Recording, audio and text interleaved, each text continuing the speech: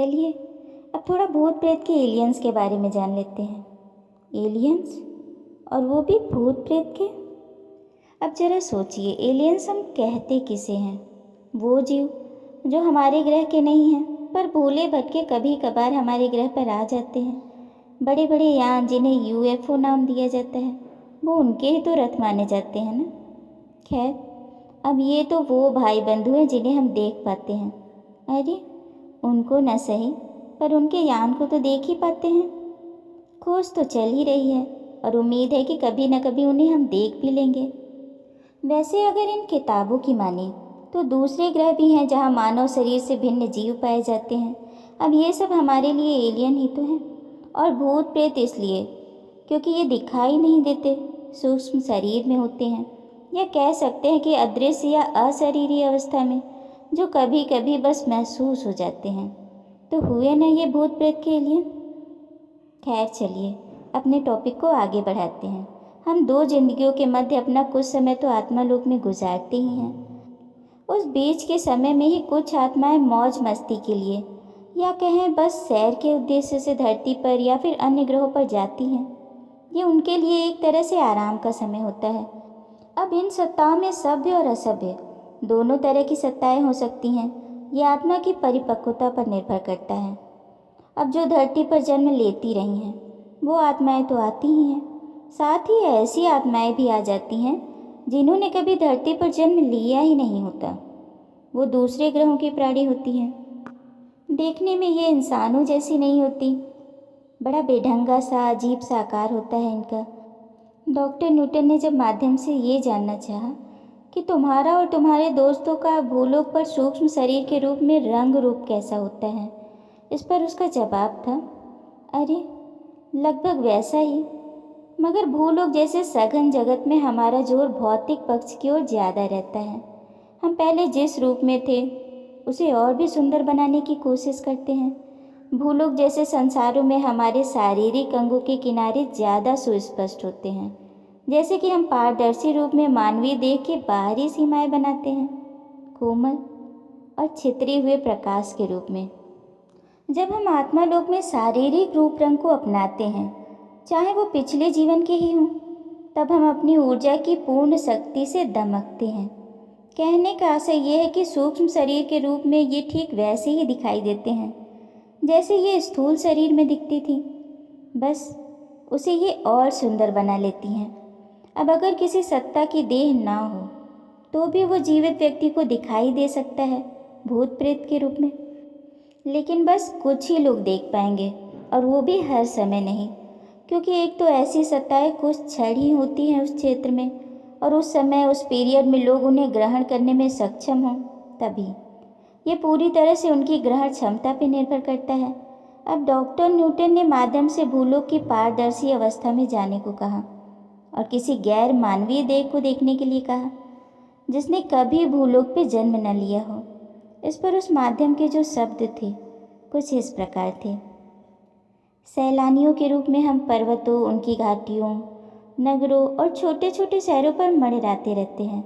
हमारे लिए स्थापन्न रूप में भूलोक के संघर्षों की ऊर्जा का चयन करने का अवसर रहता है, और मंडराते हुए अचानक ही यहाँ भ्रमण करने आई भिन्न प्रकार की सत्ताओं से अचानक भेंट हो जाना हमारे लिए बड़ा रोचक होता है। उन्हें पता होता है कि भूलोक के निवासी उनसे डरते हैं, और इसी कारण उनमें से ज़्यादातर सत्ताएं उनके इस डर की भावना को दूर करना चाहती हैं। फिर भी हम में से जिन आत्माओं को भूलोक का ज्ञान है वो यहाँ के निवासियों के जीवन में किसी प्रमुख रूप से उलझना नहीं चाहते, जबकि अन्य लोगों की जो सत्ताएं हैं उनमें इस प्रकार के संकोच की भावना नहीं होती। आगे डॉक्टर न्यूटन का सवाल था, अगर आप लोग समर्थ हो तो लोगों की सहायता क्यों नहीं करते? इस पर माध्यम ने कहा, देखिए, ये जान लीजिए कि हमें भूलोक का मार्गदर्शक नहीं बनाया गया है। हम लोग तो सैलानी होते हैं। हमें कभी अगर किसी विपरीत स्थिति का सामना भी करना पड़ता है तो हम पल भर में अच्छे वैकल्पिक मार्ग की ओर मुड़ जाते हैं। हमें किसी को टोकने में कोई खुशी नहीं मिलती। हम तो उन्हें अच्छे रास्ते पर ले जाते हैं, बुरे मार्ग पर ढकेलते नहीं हैं। संकट की घड़ियों में सही दिशा की ओर हल्का सा ढकेल कर किसी बड़ी समस्या को सुलझाने जैसा नहीं। डॉक्टर न्यूटन का सवाल था आगे, ऐसे में तो तुम लोगों को अच्छी आत्माएं माना जाता होगा, बुरी आत्माओं की तुलना में जो हस्तक्षेप करती हैं और खुश होने के लिए हानि पहुंचाती हैं। अब माध्यम उनके सवाल के बीच में ही बोल पड़ता है, ऐसा तुमसे किसने कहा? बुरी आत्मा नाम की कोई चीज़ होती ही नहीं, वे केवल अयोग्य होती हैं और जो लापरवाह एवं उदासीन होती हैं। आगे डॉक्टर न्यूटन ने कहा, लेकिन ऐसी आत्माओं के बारे में क्या कहोगे जो दुखी होती हैं, मार्ग से भटकी होती हैं और या फिर शरारत करने वाली? क्या वे हानि नहीं पहुंचा सकती?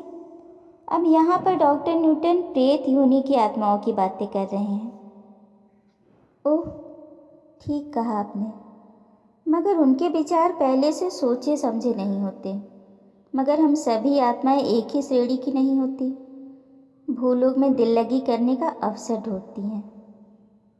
मैं भी तो इसी बात पर आ रहा था, मैं भूत प्रेतों के बारे में सोच रहा था। अब माध्यम का जवाब था, उन्हें केवल उन्हीं की इच्छा के कारण भूलोक पर रहने दिया जाता है। लेकिन वे आत्माएं जो भूलोक के लिए अजनबी होती हैं, उनके बारे में क्या कहोगे? अब माध्यम ने बताया, ऐसी भी बहुत सी दूसरी आत्माएं होती हैं जो अंतरायामी रूप में भ्रमण करती हैं तथा जिन्हें अयोग्य माना जाता है। उनमें भूलों के प्रति किसी प्रकार की संवेदनशीलता नजर नहीं आती और न ही उन्हें मानव जाति के बारे में किसी प्रकार का ज्ञान होता है, और वे जीवित व्यक्तियों के लिए समस्याएं भी पैदा कर सकती हैं। मगर कभी कभी, यद्यपि वह अनैच्छिक भी हो सकता है, वे ना तो बुरी होती हैं और ना ही दुष्ट, बस केवल बच्चों जैसी अनाड़ी व शरारती युवा व अच्छी सत्ताएं आयामों के बीच में गुम हो सकती हैं। उनके मन बहलाव की इच्छा उन्हें रास्ते से भटका देती है। हम तो उन्हें शरारती बच्चों सा मानते हैं। ये शरारती आत्माएं सोचती हैं कि भूलोक उनके खेल का मैदान है, जहाँ भोले भाले और अति संवेदनशील लोगों के साथ शैतानी भरा व्यवहार करके वे उन्हें भयातुर कर देती हैं। जब तक घुमक्कड़ मार्गदर्शक इन काम चोरों को फिर से पकड़ नहीं लेते, तब तक ये यूं ही हंसी मजाक में समय बिताती रहती हैं। अब डॉक्टर न्यूटन ने पूछा, क्या ऐसा आमतौर पर होता रहता है? असलियत यह है कि मैं ऐसा नहीं सोचता हूँ। ये तो ऐसे शरारती बच्चों के जैसी होती हैं जो अपने माता पिता की चौकसी भरी निगाहों से यदा कदा बच निकलते हैं। मतलब कि तुम यह नहीं मानते कि कोई राक्षसी शक्ति इन आत्माओं को भेजती है? अरे नहीं, कभी कभी हम भी भूलोक के वातावरण से दिग्भ्रमित होकर बुरी आत्माएं बन जाती हैं। यह स्थान सघन है, किंतु वे तो ऐसे स्थानों से आती हैं जो और भी सघन होते हैं। फिर भी वे हमसे जुड़ी रहना चाहती हैं, क्योंकि उन्हें पता नहीं होता कि वे क्या कर रही हैं। हम उन्हें भारी कहकर पुकारते हैं, क्योंकि वे ज़्यादा हलचल नहीं कर पाती हैं। अब डॉक्टर न्यूटन ने माध्यम से पूछा, लेकिन उन आत्माओं के बारे में तुम्हारा क्या विचार है जिन्हें तुमने भूलोक वासियों के प्रति उदासीन बताया था? उन आत्माओं की विध्वंसकारी प्रवृत्ति होती है, इस कारण वे लोगों में आतंक उत्पन्न करती हैं। वे निर्दयी होती हैं, मतलब कि बेवकूफ़ी से चीज़ों को तोड़ फोड़ देने वाली। जी बिल्कुल ठीक, वे स्थान विशेष की प्रथाओं पर ध्यान नहीं देती हैं। लेकिन उन दूसरी प्रकार की आत्माओं के मामले में जो उत्तेजनाकारी होती हैं, क्या उनके मामलों में तुम किसी प्रकार से हस्तक्षेप करते हो? निश्चित ही, अगर हमारा सामना ऐसे लफंगों से हो जाता है तो हम रोक देते हैं और कोशिश करके उन्हें दूसरे रास्ते पर ढकेल देते हैं। लेकिन ऐसा कभी कभार ही होता है। बाहरी लोगों की ज़्यादातर आत्माएं गंभीर व सम्मान करने वाली होती हैं। मैं इस बात पर जोर देना चाहता हूँ कि हम सेवाकारी नहीं होते। यह तो हमारे मनोरंजन का समय होता है और हम जिम्मेदारियों से मुक्त रहना चाहते हैं। ठीक है, लेकिन ये बताओ कि किसी भी कारण से भूलोक पर जब कोई अयोग्य आत्मा आती है तो उसे समस्याएं पैदा करने दिया ही क्यों जाता है, अनजाने में ही सही? क्या उनके मार्गदर्शकों में देखभाल की कोई कमी रहती है? इस पर माध्यम का जवाब था, समझिए, कड़ा अनुशासन भी बच्चों को बिगाड़ देता है। अगर उनके साथ हर क्षण टोका टाकी होती रहेगी तो वे किस प्रकार सीख पाएंगे? उन्हें न तो विनाश करने की और न ही भारी हानि पहुंचाने की अनुमति होती है। बस अब एक आखिरी सवाल।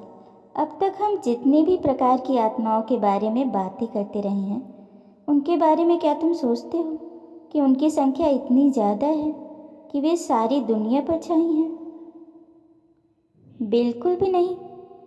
अगर भूलोक की जनसंख्या की दृष्टि से देखा जाए तो उनकी संख्या तो नगण्य है।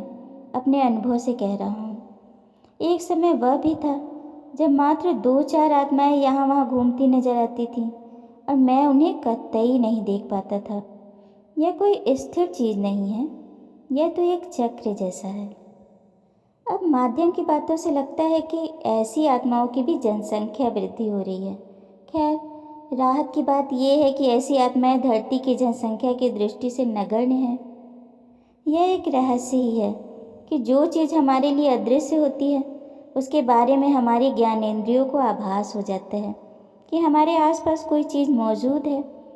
लेकिन इन माध्यमों ने भूलोक के आसपास किसी राक्षसी आत्मा या फिर शैतान को मड़राते हुए नहीं देखा है। बहुत से लोग ये मानते रहे हैं कि दानव कोई उड़ने वाली आत्माएं होती थी जो भूलोक व स्वर्ग के बीच में विचरण करती थी और विशेष रूप से दुष्ट नहीं होती थी। प्राचीन ख्रिस्त धर्माधिकारियों ने दानवों का दर्जा बढ़ाकर अंधकार के दुष्ट शासक कर दिया था। अगर देखा जाए तो राक्षस वास्तव में हमारे बुरे मनोभाव के प्रतीक होते हैं और हमें मुसीबतों की ओर ले जाते हैं। डॉक्टर न्यूटन लास्ट में एक ही निष्कर्ष पर पहुंचते हैं कि ना तो किसी माध्यम ने राक्षसी आत्मा को देखा है और ना ही उनका कोई माध्यम किसी भी अन्य अच्छी या बुरी आत्मा से बाधित पाया गया। यहाँ तक कि पैशाचिक शक्तियों में आस्था रखने वालों ने भी ऐसी चीज़ों के अस्तित्व को नकार दिया जब वे स्वयं को एक आत्मा के रूप में देखते हैं। खैर, इस पर भी एक व्यक्ति ने तर्क दिया था कि जब तक वो दुनिया के हर किसी को सम्मोहन ग्रस्त न कर लें तब तक दानवीय शक्तियों की गैर मौजूदगी की बात न करें। और ये तर्क वाजिब भी था, क्योंकि हर किसी को तो सम्मोहित नहीं किया गया है ना। इतनी बड़ी दुनिया है, इतने लोग, पता नहीं कहाँ कौन सी चीज़ निकल है। ये जो अभी तक की रिसर्च है कुछ हज़ारों या फिर लाखों लोगों तक ही सीमित है, जो पूरी धरती की जनसंख्या का एक बहुत ही छोटा सा हिस्सा है। ऐसे बहुत से व्यक्ति डॉक्टर न्यूटन के पास आते रहे हैं जो ये मानते हैं कि वो किसी प्रेत आत्मा से बाधित हैं, या फिर कुछ ऐसे लोग जो ये मानते हैं कि उनके किसी पिछले जीवन के कर्म के कारण उनका वर्तमान जीवन शापग्रस्त हो गया है। जब ऐसे लोगों का रिग्रेशन होता है तो विशेष रूप से इन 3 स्थितियों में से एक स्थिति बनती है। अब ये 3 स्थितियाँ कौन कौन सी हैं, इसे हम अगली कड़ी में जानेंगे।